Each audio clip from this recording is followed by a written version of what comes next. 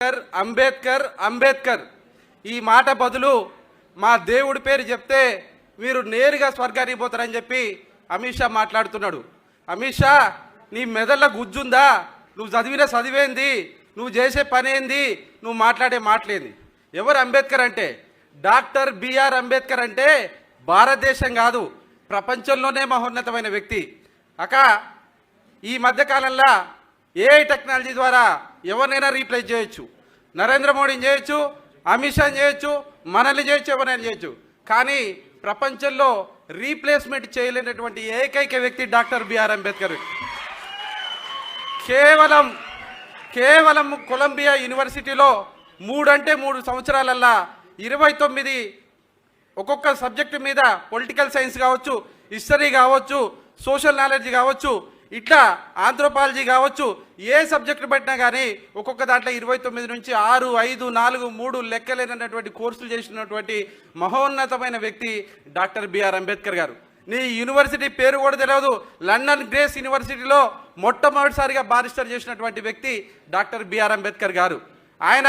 ఆయనకున్న పరిజ్ఞానము, ఆయన భారతదేశ వ్యాప్తంగా చదివినటువంటి, ప్రపంచవ్యాప్తంగా చదివినటువంటి రాజ్యాంగాలల్లో ఒక సగం పేరా కూడా చదవలేని అమిత్ షా, నువ్వా డాక్టర్ బిఆర్ అంబేద్కర్ గురించి మాట్లాడేది? నువ్వు మాట్లాడితే మన వర్గాలు సహిస్తాయా చెప్పాలా? ఖబర్దార్ అమిత్ షా. ఇప్పుడు అడుగుతున్న రాహుల్ గాంధీ గారు చెప్పినట్టు బ్రహ్మాండంగా భారత రాజ్యాంగం పట్టుకొని భారత రాజ్యాంగాన్ని మనం పరిరక్షించాలంటున్నావు.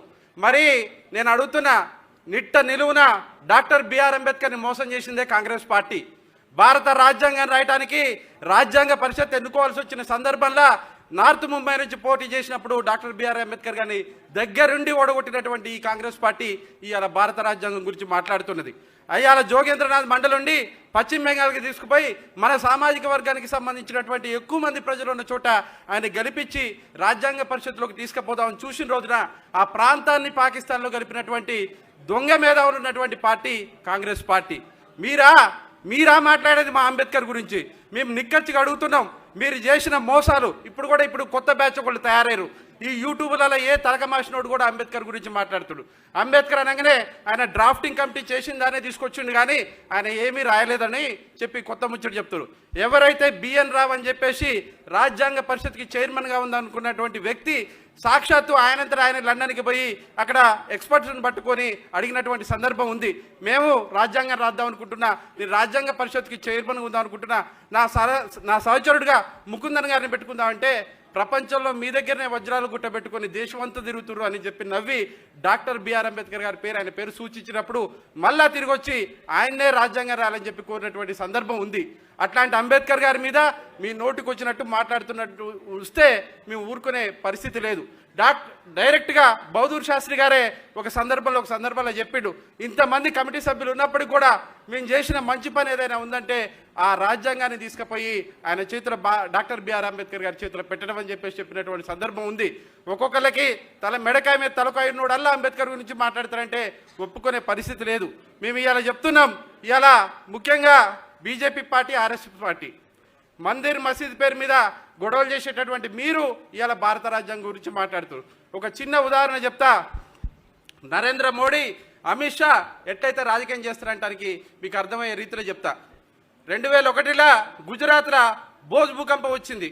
ఈ భారతదేశ చరిత్రలోనే అతిపెద్ద భూకంపం అది. దాదాపు 4 లక్షల ఇల్లులు కొట్టకపోయినాయి. 1,50,000 మందికి క్షతగాత్రులయ్యారు. దాదాపు 20,000 మంది చచ్చిపోయినటువంటి సందర్భం. అప్పుడు గుజరాత్ ముఖ్యమంత్రిగా కేశుభాయ్ పటేల్ ఉన్నాడు. ఆ సందర్భంలో వాజ్పేయి గారు కూడా, అద్వానీ గారు కూడా మాట్లాడుకొని మరి మనకి కేశుభాయ్ పటేల్ సమర్థవంతంగా చేయలేకపోతుందని చెప్పేసి నరేంద్ర మోడీ గారికి ముఖ్యమంత్రిగా అవకాశం ఇచ్చిర్రు.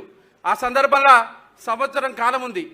సంవత్సర కాలంలో ఏ ముఖ్యమంత్రి అయినా ఏం చేస్తారంటే ఈ భూకంపం తాకిడికి బలైనటువంటి గుజరాత్ని ఎట్లా బాగు చేద్దామని చూస్తాడు. కానీ విష నరహంతకులైనటువంటి ఈ ముఠ ఏం చేసిందో తెలుసా? ఒక సబర్మతి ఎక్స్ప్రెస్లో 150 మంది 2,000 మందితో వస్తున్నటువంటి కరసేవకుల్ని ఒక ముస్లిం మూక చంపేసిందని చెప్పేసి 150 మందిని నిలువున తగలబెట్టించినటువంటి సందర్భం వచ్చింది. దాంతో గుజరాత్లో అతిపెద్ద పెనుబీభత్సం జరిగింది. మానభంగాలు, ముస్లింల ఊతకోచలు, చిన్నపిల్లల అపహరణ, ఎక్కడ ఊహించని విధంగా, ఎక్కడ జరగని విధంగా వేల మంది, దాదాపు నానావతి కమిషనే దాదాపు 3,000 మంది నిర్దాక్షిణ్యంగా ఊచకూత కూర్చుని చెప్పేసి మనకి ఇచ్చినటువంటి సందర్భంలో నరేంద్ర మోడీ ప్రభుత్వం 1 ఇయర్లో ఎన్నికలకు పోయి దాదాపు 120 స్థానాల పైన గెలిచింది. అంటే మనుషుల ప్రాణాలతో వీళ్ళకి పని లేదు, రాజ్యాంగంతో పని లేదు. ఈ సమూహాన్ని చంపేసైనా అధికారం కూర్చోవటమే వాళ్ళ పరమావధి. దాంట్లో భాగంగానే అక్కడ జరిగినటువంటి ముఠా కక్షలలో ఉన్నటువంటి సోరబుద్ధన్ అనే వ్యక్తే హైదరాబాద్ వచ్చినప్పుడు ఒక బూటకపు ఎన్కౌంటర్ జరిగింది. దాంట్లో 3 నెలల పాటు అమిత్ షా అనే వ్యక్తి జైల్లో ఉన్నాడు. ఇదా మరి మీరు చేసే రాజకీయం? ఇదా రాజ్యాంగం? దాదాపు సంవత్సర కాలంలో 400 మంది నక్సలైట్లను ఉతుకొచ్చి ఉంచారు. ఎవరు నక్సలైట్లు? ప్రజాపక్షంలో ప్రజాహితంగా ప్రజాబంధం లేకపోయినా ప్రజల రక్షణ కోసం పోరాడేటటువంటి వాళ్ళని 400 మందిని ఊచకోతకు కోసేటటువంటి ఈ కేంద్ర ప్రభుత్వం రాజ్యాంగం గురించి మాట్లాడుతుంటే సిగ్గు అనిపిస్తుంది. ఇంకోటి కూడా చెప్తున్నాక, గతంలో అటల్ బిహారీ వాజ్పేయి గారు చాలా గొప్ప నాయకుడు దేశానికి. ఆయన ఒక సందర్భంలో సరదాగా ఒక విలేకరు అడిగారు, సార్ ఆర్ యు వర్జిన్ అన్నాడు. అనగానే I'm not married but not married అన్నాడు. కానీ నరేంద్ర మోడీ గారు 2 ఏళ్ళు సంసారం చేస్తారు, భార్య ఉందని చెప్పడు, ఇప్పటికి కూడా వర్జిన్ అంటాడు. ఆయన వర్జిన్ కదా తెలుసుకోవడానికి కూడా సుప్రీంకోర్టుకు పోవాల్సినటువంటి సందర్భాలు వస్తాయి. ఇట్లా వాళ్ళ అవసరాలకు అనుగుణంగా ఈ నరేంద్ర మోడీ టీం చేసేటటువంటి దాంట్లో భాగంగా ఇవాళ అద్వానీ గారు కూడా వాళ్ళకి దూరమైనటువంటి సందర్భం చెప్తున్నాం. ఇవాళ మేము ఒకటే చెప్తున్నాం, ఆర్ఎస్ఎస్ భావాజాలంతో కనుక మీరు చేసుకుంటూ, ఇంకోటి కూడా అంటున్నా, కుటుంబ విలువలు అంటాడు నరేంద్ర మోడీ, కుటుంబం గురించి అని చెప్తాడు. వాళ్ళ అమ్మ చచ్చిపోతేనేమో, ఇప్పుడు ఇంకో విషయం, అక్కుంది, అక్కోళ్ళ అమ్మగారు ఇంట్లోనే ఉంటాడు, మా అమ్మగారు మా ఇంట్లోనే ఉంటారు, రోజు అమ్మని కలుస్తూ అన్నం తినిపిస్తాం.